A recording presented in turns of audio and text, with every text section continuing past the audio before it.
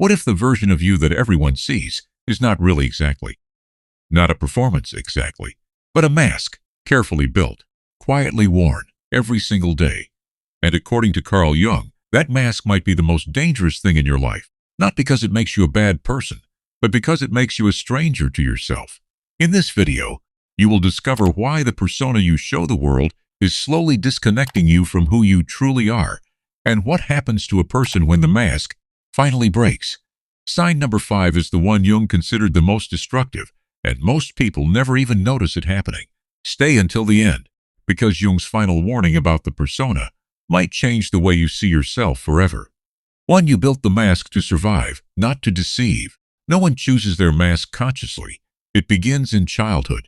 You learned very early which version of you was accepted, which version was loved, which version kept the peace, the version that didn't cry too much, the version that didn't ask for too much, the version that made things easier for everyone else. So you adapted.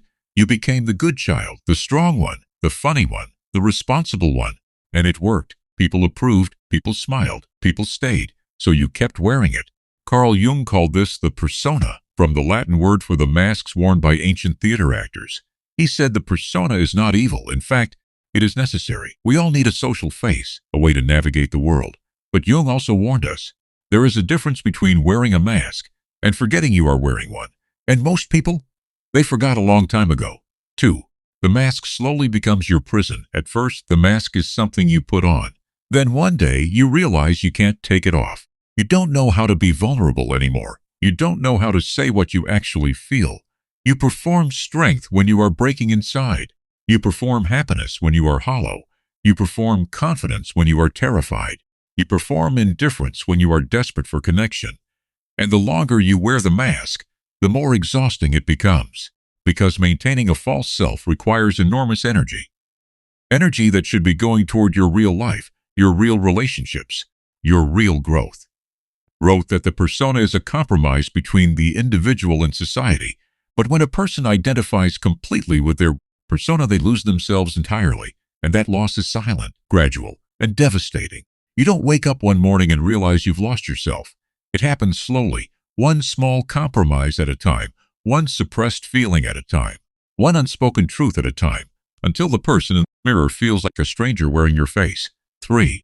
The people around you don't actually know you. Here is the painful truth. If you have worn your mask long enough, the people closest to you have never met the real you. They love the version you perform. They are comfortable with the face you show. And somewhere deep inside, you know this, which is why even in a room full of people who care about you, you feel completely alone. This loneliness is not about the absence of people. It is about the absence of truth. Jung believed that one of the deepest human needs is to be truly seen, not the edited version, not the acceptable version, but the whole unfiltered, complicated version. And when that need goes unmet for years, it creates a wound that no amount of external success can heal. No promotion, no relationship, no achievement, nothing from the outside can fill a void that was created on the inside. 4. Your mask attracts the wrong people. This is something almost no one talks about. When you consistently present a false version of yourself, you attract people who are drawn to that version. The person who always performs strength attracts people who want to lean on them, never to support them. The person who always performs happiness attracts people who cannot handle depth or darkness. The person who always performs indifference attracts people who never try to reach them. And then you wonder why your relationships feel shallow, why no one truly understands you, why you feel invisible even when you are seen. Jung said that what you do not make conscious will direct your life from the outside as fate. Your mask is not just hiding you from others. It is shaping every relationship, every opportunity, every connection you attract. You are not unlucky in love. You are not unlucky in friendship. You are simply attracting people who match the mask, not the person beneath it. 5. The mask is destroying your health. This is Jung's most urgent warning, and the most ignored one. The energy required to suppress your true self does not disappear. It goes somewhere, into your body, into your nervous system, into chronic tension, exhaustion, anxiety, emptiness. Jung observed that many of his patients who appeared perfectly functioning on the outside were collapsing on the inside, successful, admired, respected, and completely disconnected from any sense of who they actually were. He called this the great modern sickness. Not depression, not anxiety, but inauthenticity, the slow erosion of the self beneath the weight of a mask worn for too long. When the body speaks, it speaks loudly. The tension in your shoulders, the tightness in your chest, the exhaustion that sleep cannot fix, the numbness that follows you into moments that should feel meaningful.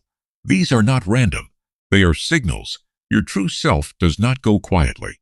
It fights back through your body, through your dreams, through the hollow feeling that visits you in quiet moments when the performance stops. 6. The mask eventually breaks, and when it does, it is terrifying. A relationship ends and you don't know who you are without it. You lose a job and realize the job was your entire identity. You reach a milestone you worked toward for years and feel nothing, just emptiness where the joy was supposed to be. This is what Jung called the midlife crisis, but it doesn't only happen at midlife. It happens whenever the gap between who you are performing and who you actually are becomes too wide to maintain. The breaking of the mask is painful, but Jung did not see it as a tragedy. He saw it as an invitation. The moment the mask cracks is the first moment the real self has a chance to breathe. The crisis is not the end. It is the beginning of something far more real than anything you have built behind the mask. 7.